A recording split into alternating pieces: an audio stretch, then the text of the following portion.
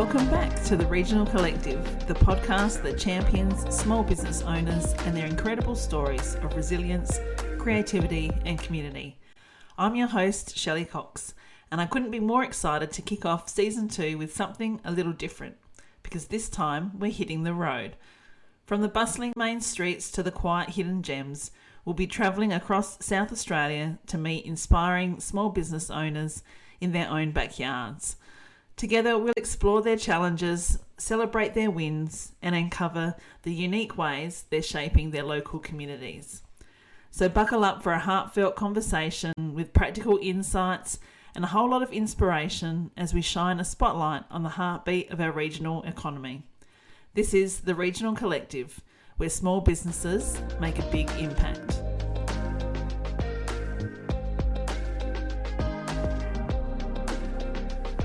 Today we're honoured to be joined by Uncle Mark, the heart and soul behind Kool Tours. Uncle Mark's mission is as powerful as it is inspiring, promoting Ngarrindjeri culture and sharing its deep-rooted stories with people from all walks of life. Kool Tours isn't just a tourism experience, it's a journey into the rich traditions, history and perspectives of the Ngarrindjeri people. Through his work, Uncle Mark is creating a bridge between cultures, offering invaluable lessons about connection, respect and heritage. In this episode, we'll explore the story behind Kool Tours, how Mark ensures cultural authenticity, and the vital role his tours play in educating both visitors and locals alike. We'll also dive into the triumphs and challenges of running a business so deeply tied to culture, the collaborations that have strengthened his mission, and his exciting vision for the future. This is more than just a conversation, it's a chance to connect with the wisdom of Ngarrindjeri culture and be inspired by one man's unwavering passion for sharing it. So let's get started and welcome Mark to the Regional Collective podcast. Thank you for joining us today, and was really interested to see if you could share what inspired you to start your business, Kool Tours, and the significance of sharing your culture with the world. What got us started was being able to tell the stories of country. The word we use is Rui. So telling the stories of Rui, how it was created, what we need to do to protect it, and just the stories of our people. Now, what has happened over the years, there's been a loss of knowledge, a loss of identity, a loss of place. And so our families just tried to bring back all of that. And also probably important is to share that with other young Indigenous people so that they get to know the stories firsthand, the way that we were told firsthand and the way it's been for thousands upon thousands of years of learning the stories and about having a connection to Rui. And how did you get started? Like, what gave you sort of, I guess, the push to actually, say, right, well, I'm going to take people on a cultural journey and share that information? How did you fall into that?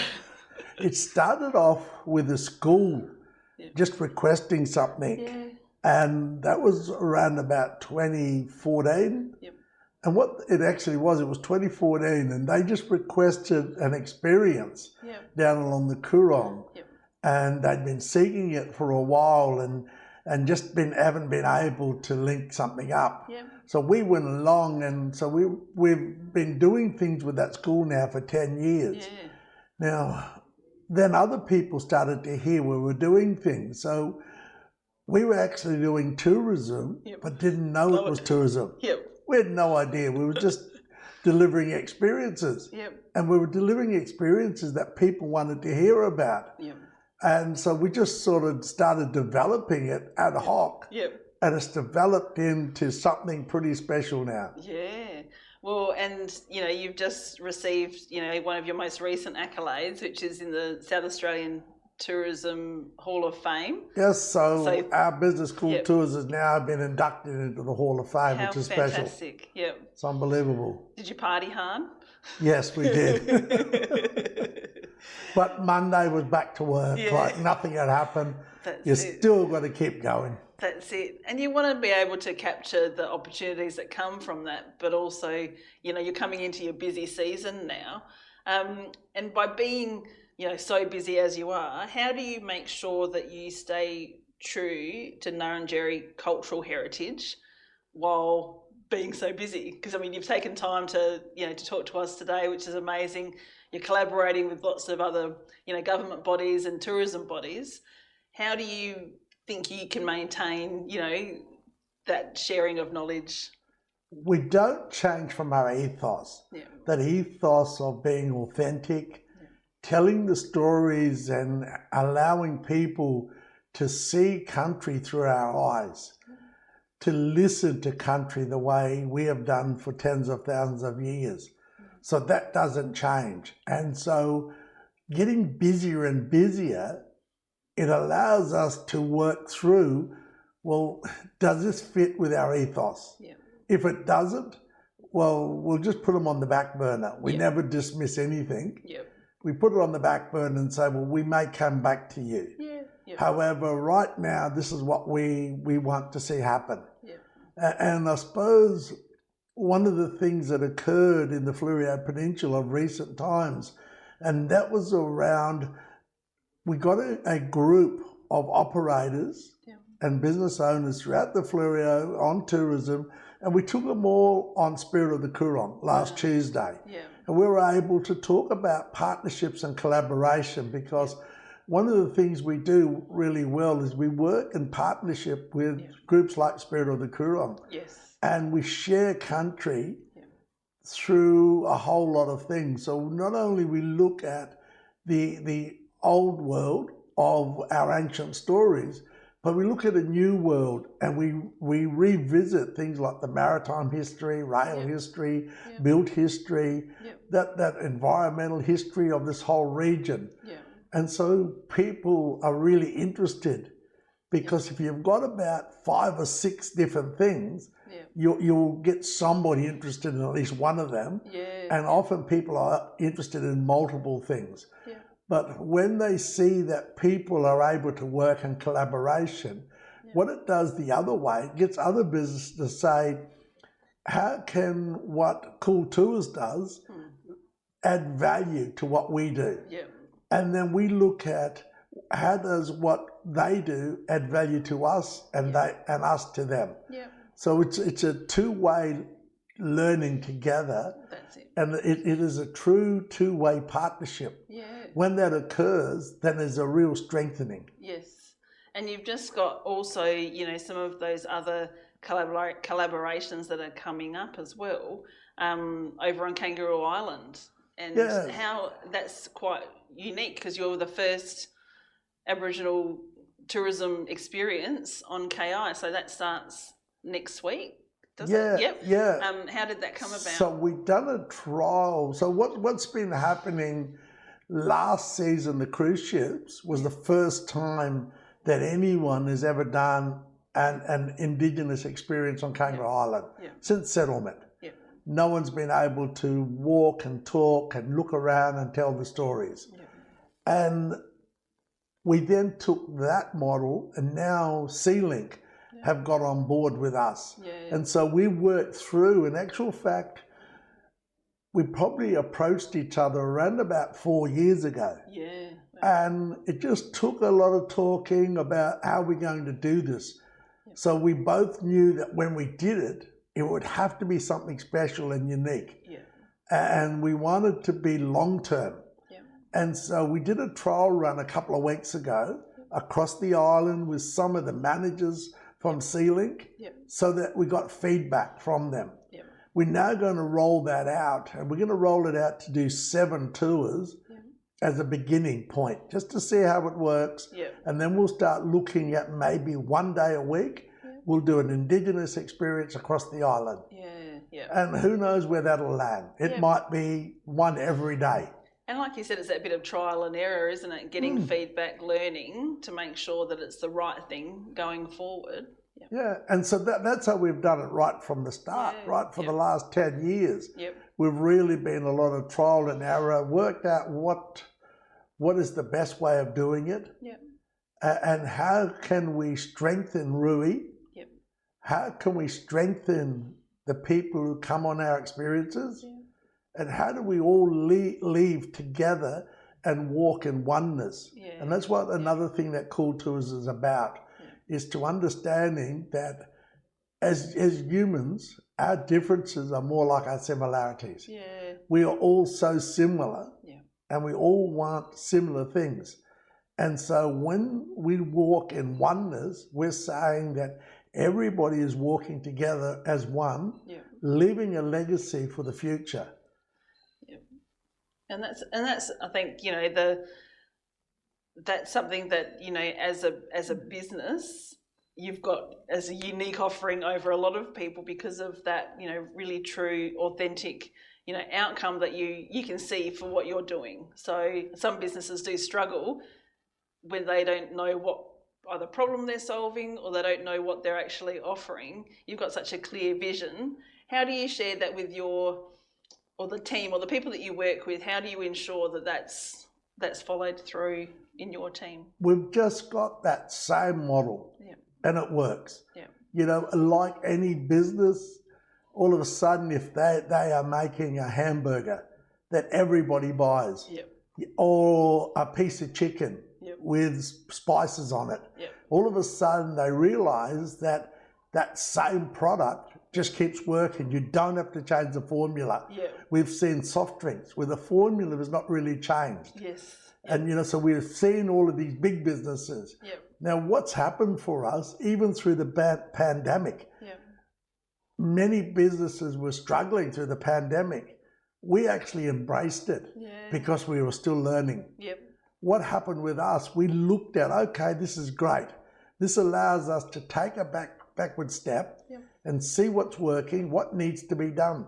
And so we've done these sort of 2019 to 2024 business plans.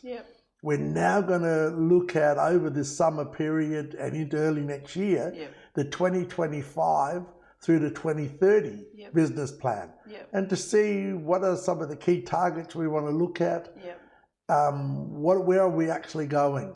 But what will happen is that same formula does not change. No, because that works. The formula works. And that's it. And I suppose you've seen, I was going to ask about, challenges that you've had, in doing business, because obviously, as with lots of business owners, we're passionate and we're knowledgeable about our key areas or our strengths, but obviously there's challenges.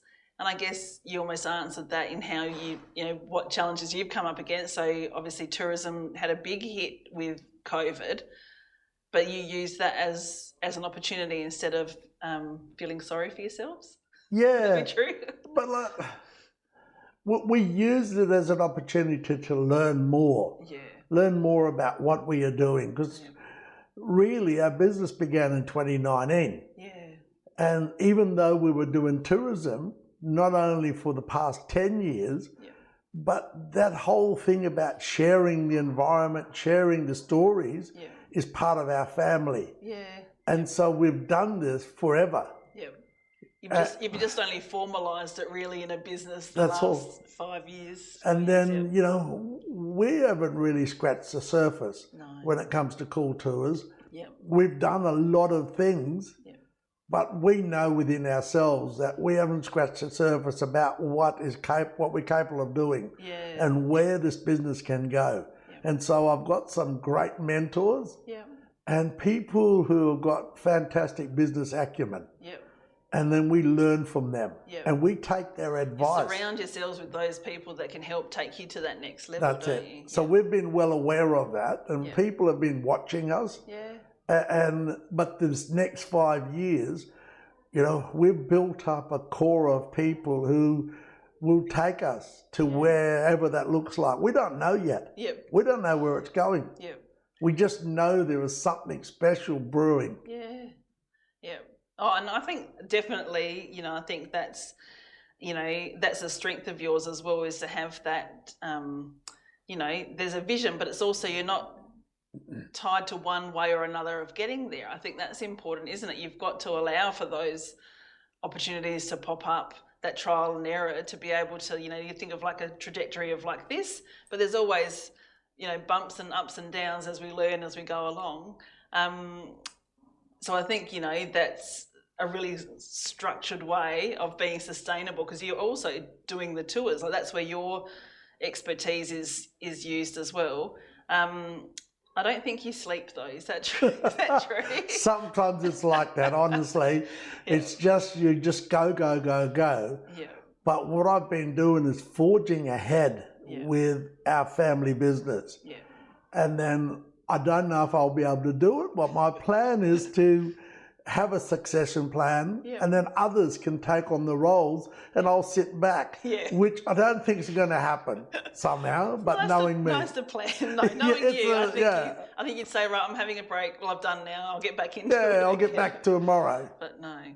Did you want to, so we're in the Whale Centre, the Visitor Information Centre here. Did you want to tell us a little bit about the significance of, where we're at? Well, I purposely asked to come in here for a reason, and that is around the work that we are doing with City of Victor Harbor, within the Whale Centre and right across the region. So because the whale story of what we hold on to, and that's called Condolly. We believe Condolly was a man, and through the story he was transformed into a whale. And the whale is so significant to right where we are right now. This area is called Ramajari country. So to the Ramajari people and all of Ngarrindjeri, this is a significant place. And so to understand the whale and understand the stories around how everything was created, like within these waters, because of the whale, and how some people dived in to help save their friend Condolly, and they too were transformed into other things like the stingray, the seal, and a number of other things, the shark, and the mullet, the Tommy Ruff. And so they were transformed from their human form into all of these different marine creatures. So being in the Whale Centre is very significant, because one of the things that I do really well, and that is around building other businesses up, or building people up as well. And so I have a vision that in 3 years that we could have that the Winter Whale Festival could be the bucket list item for the world. And that people must come here to engage in our story. But not only that, engage in small businesses. And so community. That community. And it's not just within Victor Harbor. Whereas like the launching of the Winter Whale Festival has to be here every year. Because this is where it began. But I think right across the Fleurieu, there could be sprinklings right across there, so that the whole Fleurieu Peninsula is built up. And that people, the Fleurieu Peninsula it's interesting, whereby it's not an iconic location for people to go to. If you say, we want to go to the Barossa, they understand that. That's it. We want to go to Kangaroo Island, people understand that. We want to go to the Flinders Ranges, these iconic places. But within the Fleurieu, there's so many iconic places that we need to really build up. And I think Condolly can be the item or the person that will bring everyone together. And we'll all come together, as I mentioned earlier on about oneness. We'll all come together with Condolly. And Condolly will be the driving force of people come anyway to see the whales. But bring them together in one celebration and one, and as a festival of over a few weeks or a month perhaps. And to do that, that's part of your other role, I suppose, is in that collaboration and facilitating, isn't it? And bringing people together. Because you said you've got a meeting tomorrow. Because again, you don't sleep. No. But, and that's, I think, really important to have people, that are so, and it's hard because you're a business owner as well, but you're also, looking after your whole region in trying to make things happen. And so collaboration's a big part of what you do. Collaboration is massive. I do the same thing on Kangaroo Island. Yeah. So on Wednesday, tomorrow we head over. Wednesday we've got cruise ships. Two of my nephews are coming with me to assist. Yep. Thursday we begin rolling out cultural awareness sessions. So we'll be running 3 of them across the island. Yep. And what will happen is people will come and listen to the stories of our people. Yep. And it is all about strengthening and value adding to other businesses right across the island. Yep. So we're over there for 3 weeks. So one of the places we'll go is KI Wool. Yep. And, you know, I'd like to go to the honey farm, the eucalyptus distillery, looking at all of these places and then how can we value add or whether or not they just want to have a cultural safety check on their business. Yep. How are they doing? So, but that all comes about through relationships. Yes. When you have a relationship and then someone like me comes in to do a cultural safety check, people just want to sit around and talk. So there's no big thing. It's just, okay, how are you doing this? How do you do that? Because you don't want it to be you don't want to be a checkbox. You don't want to be. That's not the purpose. That means success or failure. Yeah. There was no failure, only successes. When you do something like that. And that comes about through relationships and just talking with people. Yeah. And I suppose, you know, to finish off, I think, you know, what would be your advice or hope for, you know, businesses to be able to connect with someone like you in their region? So we might have people in different regions. What that value could be for their business, but also personally and their, you know, connection to their region. The important things with the regions, like if there was 100 marks all around the place. That's it. We just need to clone you. That's all. If you can clone me about 100 times, go to the different regions. But, you know, fortunately or unfortunately, the Flurio and Kangaroo Island is my passion. Yeah. You know, I would love to do things in the Murraylands. Yeah. You know, along that Coorong. Yeah. On the other side as well. And, you know, they're the sort of things of trying to work through, but it all comes about relationships. Yeah. Now, you just need the right people. Yeah. So it's the way I do things. Yeah. Yeah. I do it by trying to create relationships, by just even saying hello, getting to know people. And that's one of the things that our family is good at, is talking with people. Yeah. And being very open about it. And so, you know, business owners can certainly take the first step in reaching out, but it's just asking questions, you know, finding out more about, you know, that relationship with country that, you know, I think you have mentioned in your, you know, in your welcome to countries about, you know, we all share a sense of place with where we are. That's right. You've got a way of being able to verbalise it, you know, better, but it just starts by talking about it and acknowledging it. What I look at is if I see a problem in the media, now the media can be very negative. However, if I see something that seems to be a problem, I like to address that. Yeah. Whether or not people are, you know, you might have 90% of the people saying, I love having welcome to countries. Yeah. But that little 10%, for whatever reasons, are saying, I don't like this for whatever reason. Yeah. Now, but then you're looking at everybody when you start discussing why we're doing a welcome. Yeah. Why should we do an acknowledgement? Yeah. Why should all these questions that come up, and how do we deal with that? But my answer is why not? Why not? Why shouldn't we be? Exactly. Yeah. Why shouldn't we be talking? Yeah.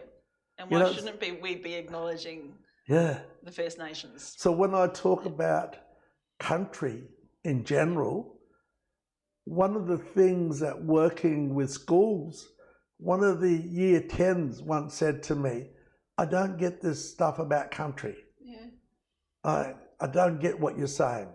And I realised that he wasn't saying to me that talking about country was a bad thing. Yeah.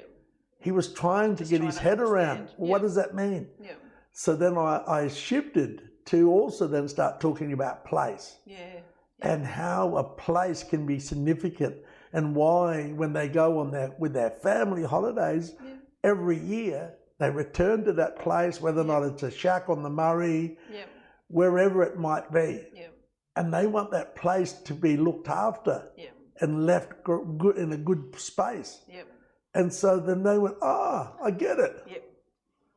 And so it just took a little tiny tweak. One of the things I'm going to be talking about on Kangaroo Island is around native title. Now, there is no native title on Kangaroo Island, but I want to explore why is that so, and why, in my mind, there won't be a native title on Kangaroo Island. And quite simple, because native title, you have to demonstrate an ongoing connection. Now, if the Ice Age occurred 6, 7, 10,000 years ago, there hasn't been an ongoing connection. So for us to prove native title, we're not going to be able to do it. However, what we can do is talk about the old stories. So I talk about from the last 50,000 years. But what also happens on the island, I was given some fossils that are 512 million years old from Emu Bay on the island, and that just demonstrates that country has changed so much from 512 to 50,000 to what it's going to look like tomorrow. And if we're going to understand all of that, we must, even our own people must be humble to say that science and Aboriginal values can work together. They can tell a story. And not only that, the people of today who are looking at tomorrow can also tell a story. But overall, you're getting like the Sea-Link tour. People get to see all of that in one day. And then they understand that their role for the future. And that's it, that conservation and preservation for sustainable generations to come, isn't it? It's, and that's a shared value of quite a lot of people, in today's world. So I think to be able to not have to reinvent the wheel, not recreate, but also look to what has been done for thousands and thousands of years in the past, we can take that forward into the future. So that's right. Well, see, there is a lot of people who have children. They have grandchildren, great-grandchildren. There are a lot of people who have nieces and nephews, or even a pet. They want to make sure their world is better by doing these little simple tasks. And so, as a grandfather, I'm doing it so that my grandchildren have a better world, have a better life, that they have that opportunity to be strengthened by my legacy. And that's what drives me. So even through the pandemic, it didn't matter. Even though it's taken a good 5 years of hard work just to get where we are now. And then, as I said earlier on, we haven't begun. Kool Tours has not begun to where we're going. And I know this. I know that now it's going to get fun. You've set bar. That foundation as well. Though. That's right. That really, that you set the bar, you set it high. I set it real high. You do need to have some rest every now and again. I love football, and that's the thing that drives me. I love having time out. So at least you've got 3 hours on a Saturday afternoon. And that's enough for me. That's enough. Like I watch both AFLW games on the weekend. I love both. Well, that's good. As long as you've got some downtime, I think that's important. But that's so important. Whatever, and that's what I encourage everybody, that find that thing that you're passionate about, because that's what strengthens you. Because it might say, well, hang on, you just took time out to watch footy. But you take time out for whatever. That's it. If it's gardening, if it's going for a walk, if it's doing whatever. Because then when you go back to doing, your job or whatever you're doing, you're you're refreshed. You're you've refreshed. got more energy. You've got more creativity as well. Although if you're me and you're playing netball, you're a bit sorer. Yeah. You're a bit sorer for the next week until you have to play again. Yeah. But no, it's really important to to have that as a balanced. To be balanced, isn't it? Like I'd love to have more time out sometimes. Yeah. But my mind is always ticking over. Yeah. And I just feel that I've got my role, my job in life is to not only improve my family, but also improve communities. So how do you work through with a whole of region to strengthen a whole of region? Because then, like my way of looking at tourism, if I promote South Australia, you cannot help but get benefits to the regions and then benefits to the businesses. That's it. Yeah. The other model is you think, and it's easy to do, you get locked in your own business. Yeah. But if the region is successful, that's it. As a tourism, you can't help but win. That's it. Yeah. There's more to be shared around then, isn't it? Like you grow the base. So, well, thank you so much, Mark, for sharing your insights, your passion, and certainly, don't worry, I think you are leaving a great legacy, for future generations and your family. And make sure, we get onto one of your cool tours someday soon. Sure. One of the greatest quotes I ever heard was the late Colin Hayes, a horse trainer. Yeah. He left Adelaide and went to live in the Barossa. Yep. And when asked, why would you leave Adelaide to go and live in the Barossa and train horses? His answer was, the future belongs to those who plan for it. Yep. And I think that's what we have to do. Yep. And the things, I may not see that future, but if I plan for what it might look like and what I'd like, there's a good chance that it will. There's a good chance. Now, C.S. Hayes, he filtered down to his sons, to the rest of his family, now his grandchildren. That legacy that he left by just from leaving a safe place of Adelaide and going into the unknown on a farm in the Barossa. And having a plan. He had a plan. And that's all he said, is the future belongs to those who plan for it. Yep. No, awesome. Thank you so much for your time, Mark. Thank you.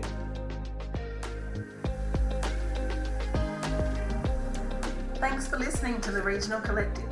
We hope you've picked up some great ideas to help your business thrive in your regional community. Ready for more? Join our membership for weekly support and resources tailored just for small businesses like yours. Stay in the loop, subscribe to our YouTube channel or follow us on Spotify so you don't miss a thing. Keep growing, keep thriving, and let's build stronger regions together. See you next time.